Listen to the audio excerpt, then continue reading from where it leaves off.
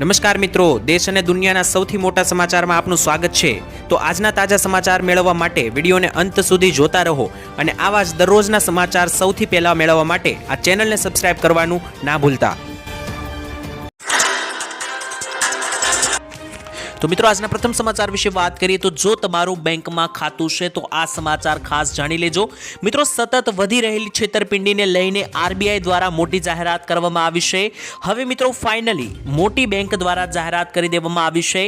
મિત્રો અત્યારે જે છે તે કંપની તરફથી જૂઠા ફોન કોલ પણ કરવામાં આવતા હોય છે। ઘણા મિત્રો અત્યારે ફેક કોલ વધી ગયા છે। તમે પણ મિત્રો તમે જોયું હશે કે તમારા ફોન નંબર ઉપર જે છે તે મિત્રો કેટલાક ફેક કોલ અત્યારે આવી રહ્યા હશે। તેને લઈને મિત્રો અત્યારે જે છે તે આરબીઆઈ દ્વારા નવી ગાઈડલાઈન જાહેર કરી દેવામાં આવી છે। બેંકોમાં મોટી જાહેરાત કરી દેવામાં આવી છે। હવે મિત્રો આ વધી રહેલી છેતરપિંડીને લઈને આરબીઆઈએ બેંકોને ટ્રાન્ઝેક્શન માટે ગ્રાહકોને ફોન કરવા માટે ફક્ત એક જ નંબર આપી દીધો છે।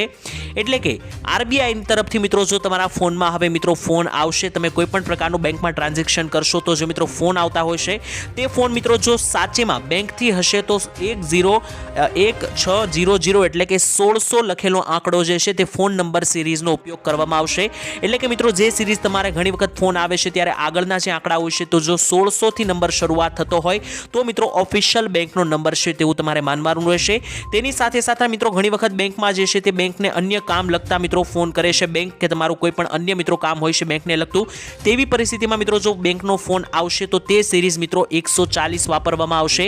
એટલે કે જો તમને મિત્રો ફોન આવે છે અને આગળ જે મિત્રો નંબર શરૂઆત થતા હોય છે તો 1600 અથવા તો 140 થી શરૂઆત થાય તો મિત્રો તે સાચુમાં બેંક તરફથી ફોન આવેલો છે તેવું માનવામાં આવશે, તેવું તમારે માનવું। અને તેના સિવાય મિત્રો કોઈ પણ સિરીઝથી જો ફોન આવે છે આ 1600 અથવા તો 140 સિવાયના આગળના આંકડા તમને દેખાય છે અને મિત્રો તમારી સાથે કોઈ પણ બેંકની વાત કરે છે તો તેને તમારે તદ્દન ખોટું માનવાનું છે।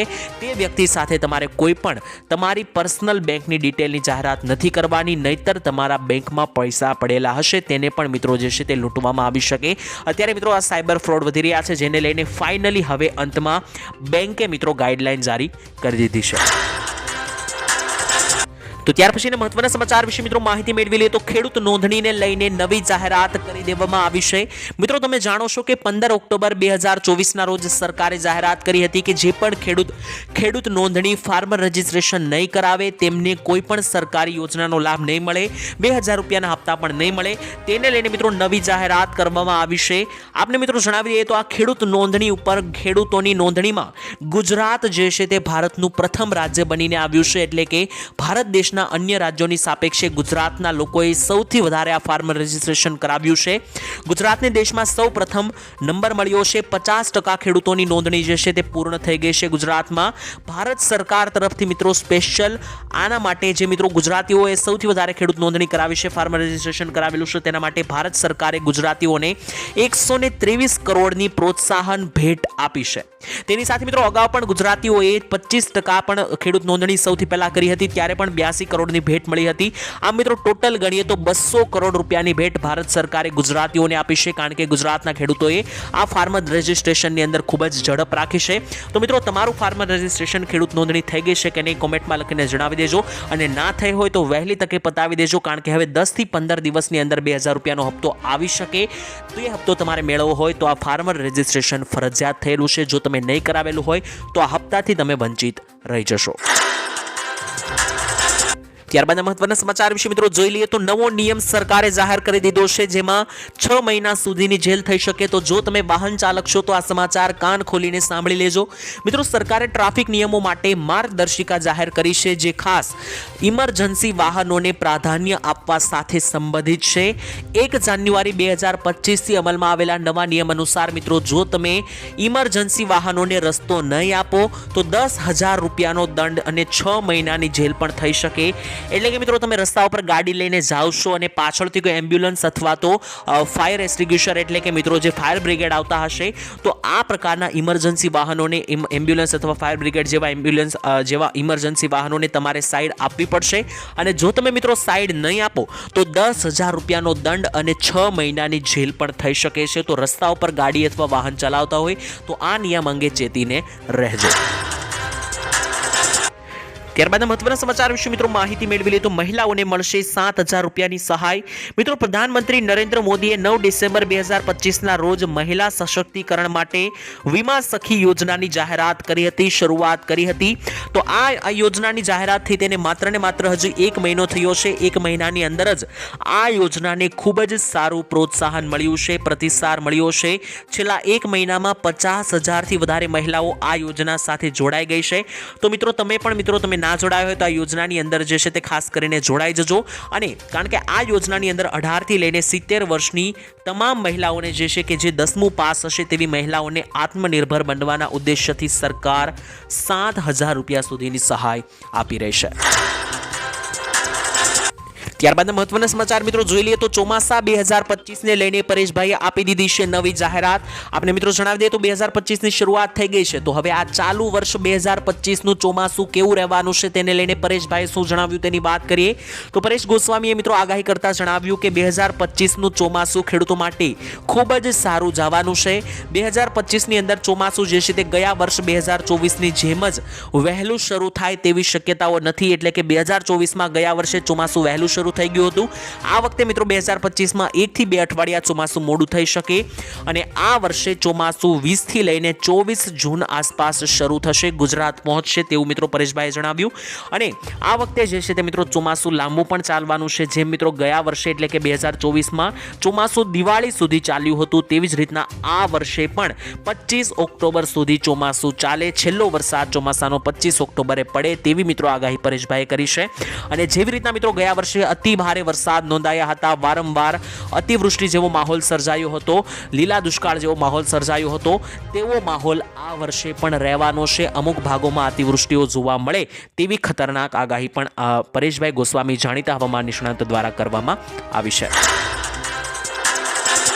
ત્યાર પછીના મહત્વના સમાચાર મિત્રો જોઈ લઈએ તો ભિખારીઓને પૈસા આપશો તો થશે જેલ.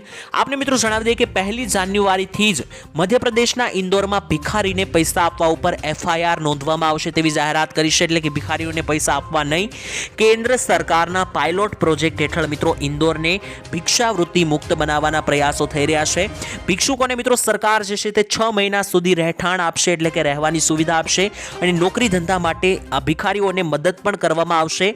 નોંધનીય છે કે મિત્રો આ ભિક્ષાવૃત્તિ વિરુદ્ધ દેશના 10 શહેરોમાં પ્રોજેક્ટ ચલાવવામાં આવશે, જેમાં મુંબઈ, દિલ્હી, ચેન્નઈ, હૈદરાબાદ, મુંબઈની સાથે લખનઉ, નાગપુર અને ગુજરાતના અમદાવાદનો પણ સામેલ કરવામાં આવ્યો છે. તો આ બધા શહેરોની અંદર સરકાર આ અભિયાન ચલાવશે, જેમાં ભિખારીઓ છે તેમને મિત્રો સરકાર રહેવાની જગ્યા આપશે, સાથે જ નોકરીઓ માટે, નોકરી ધંધા માટે પણ મદદ કરશે.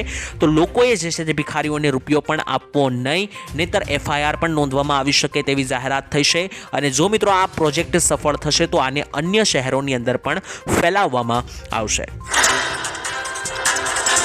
ત્યાર પછીના મહત્વના સમાચાર વિશે મિત્રો માહિતી મેળવી લે તો ગામડાઓના વિકાસ મામલે મોદીજીએ લીધો છે મોટો નિર્ણય.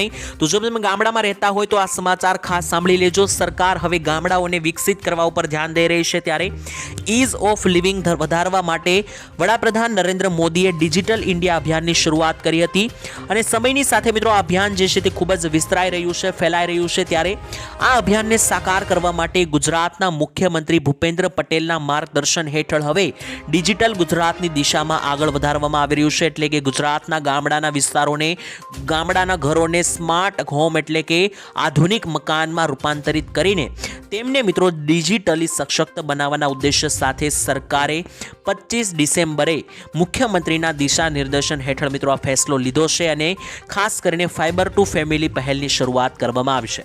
તો મિત્રો આમાં તમે ઘણા બધા અઘરા શબ્દો છે તે તમે ના સમજી શકો તો દેશી ભાષામાં જણાવી દઉં કે સરકાર અત્યારે ડિજિટલ ઇન્ડિયા અભિયાનની શરૂઆત કરી છે, જેમાં ગામડાઓને સુવિકસિત કરવામાં આવશે, ગામડાના ઘરોને સ્માર્ટ હોમમાં ફેરવવામાં આવશે, આધુનિક મકાનો બનાવવામાં આવશે ગામડાઓની અંદર તેવી જાહેરાત સરકાર તરફથી કરવામાં આવી છે. ત્યાર પછીના મહત્વના સમાચાર વિશે મિત્રો માહિતી મેળવી લે તો ખેડૂતોના ખાતામાં પૈસા આવશે. મિત્રો સરકાર તરફથી જે યોજનાઓ છે તે જાણવી ખૂબ જ અગત્યની છે, કારણ કે ખેડૂતો માટે સરકાર અનેકો યોજનાઓ ચલાવે છે. તેવી જ રીતના મિત્રો એક સરકારની યોજના છે પ્રધાનમંત્રી વય વંદના યોજના. 60 વર્ષથી વધારે વયના તમામ પરિણીત ખેડૂત પરિવાર માટે મિત્રો આ મહત્વની પેન્શન યોજના છે, જેમાં ખેડૂત પરિવારને મિત્રો જે છે તે દર મહિને 18,300 રૂપિયાની આર્થિક સહાય આપવામાં આવે છે. સરકારે મિત્રો પ્રધાનમંત્રી વય વંદના યોજનાની શરૂઆત કરી રહેશે અને આ યોજનામાં જોડાવા માટે પતિ પત્નીના તમામ પુરાવાઓ ઓનલાઈન અપલોડ કરવાના રહેશે અને ઓનલાઈન અરજી કરવાની રહેશે યોજનામાં. જ્યારે મિત્રો તમારી અરજી પાસ થશે ત્યારબાદ તમને આ યોજના અંતર્ગત પૂરેપૂરી રકમ 18,300 રૂપિયા મળવાની બેંકમાં શરૂ થઈ જશે. તો જે પણ ખેડૂત ભાઈઓ મિત્રો આ યોજનાની અંદર લાભ લેવા માંગતા હોય તે પ્રધાનમંત્રી વય વંદના યોજનાનો લાભ જે છે તે લઈ શકે છે. ત્યાર પછીના મહત્વના સમાચાર વિશે મિત્રો માહિતી મેળવી તો સરકારે લોન્ચ કરી નવી એપ્લિકેશન. મિત્રો ફ્રોડ અને છેતરપિંડી કરનારા જેટલા પણ મોબાઈલ મિત્રો અત્યારે ફોનની અંદર છેતરપિંડી ચાલી રહી છે, ખોટા ફોન કોલ આવી રહ્યા છે, તેને લઈને સરકારે ફોનની અંદર વોટ્સએપ અને ફેસબુક જેવી જ એક નવી એપ્લિકેશન લોન્ચ કરી છે. તેને તમારા ફોનમાં નાખી દેજો. ખાસ કરીને મિત્રો સરકારે થોડા સમય પહેલા જે છે તે ટ્રાય DND 3.0 ના નામથી એક એપ્લિકેશન રજૂ કરી હતી, જેની મદદથી તમે અજાણ્યા નંબરથી આવતા ફોન અને મેસેજને બ્લોક કરી શકો, જેથી તમારી સાથે કોઈ પણ છેતરપિંડી ના થાય. હવે મિત્રો સરકારે એક નવી એપ્લિકેશન તાજેતરમાં લોન્ચ કરી છે. જો સાયબર ફ્રોડ, ખોટા ફોન કોલ અને મોબાઈલ સિક્યુરિટી સાથે જોડાયેલી કેટલીક સમસ્યાનું હલ થઈ શકે છે. અને આ જે નવી એપ્લિકેશન લોન્ચ કરી છે તેના નામ વિશે વાત કરીએ તો સંચાર સાથી નામની એપ્લિકેશન જે છે તે સરકારે લોન્ચ કરી છે. તો પ્લે સ્ટોરની અંદર જઈને સંચાર સાથી નામની એપ્લિકેશન તમારા મોબાઈલમાં નાખી દેજો, જેથી કરીને તમારી સાથે ઓનલાઈન ફોનથી કોઈ પણ છેતરપિંડી ના થાય. ત્યાર પછીના મહત્વના સમાચાર વિશે મિત્રો માહિતી મેળવી લી તો ગુજરાતીઓને લોલીપોપ આપવામાં આવ્યો કે શું? કારણ કે મિત્રો તમને જણાવી દઈએ કે ગુજરાતની અંદર જ્યારે ચૂંટણીઓ થાય છે ત્યારે કોઈ વધારે પડતી અલગ અલગ જાહેરાતો થતી નથી. તમને મિત્રો જણાવી દઈએ કે હમણાં થોડા મહિના પહેલા મહારાષ્ટ્રની અંદર પણ ચૂંટણી હતી, ત્યારે હવે આવનારા દિવસોમાં દિલ્હીની અંદર ચૂંટણી છે. તો અન્ય રાજ્યોની અંદર જ્યાં પણ મિત્રો ચૂંટણી હોય છે ત્યાં ભાજપ મોટી જાહેરાતો કરતી હોય છે, પરંતુ ગુજરાતની અંદર મિત્રો લોકોને કશું આપતી નથી. તેવી જ રીતના મિત્રો તમને જણાવી દઈએ તો ભાજપે દિલ્હીની અંદર જે ચૂંટણી થવાની છે આવનારા એક મહિનાની અંદર, તેને લઈને મેનિફેસ્ટો બહાર પાડવામાં આવ્યા છે, જેમાં ભાજપે શું લોકોને આપવાનો વાયદો કર્યો છે તેના વિશે વાત કરીએ તો બીજેપીના અધ્યક્ષ JP નડ્ડાએ જણાવ્યું કે મહિલાઓને દર મહિને 2500 રૂપિયા આપશે ભાજપ સરકાર. તેની સાથે LPG સિલિન્ડર ઉપર 500 રૂપિયાની સબસિડી આપશે સરકાર. હોળી અને દિવાળીના તહેવાર ઉપર એક ગેસ સિલિન્ડર મફત આપશે સરકાર. વધારાનો મળશે 21,000 રૂપિયા પ્રસૂતિ સુરક્ષા યોજના હેઠળ આપવામાં આવશે અને 6 પોષણ કીટ અલગથી આપવામાં આવશે તેવી મિત્રો મોટી જાહેરાત કરવામાં આવી છે.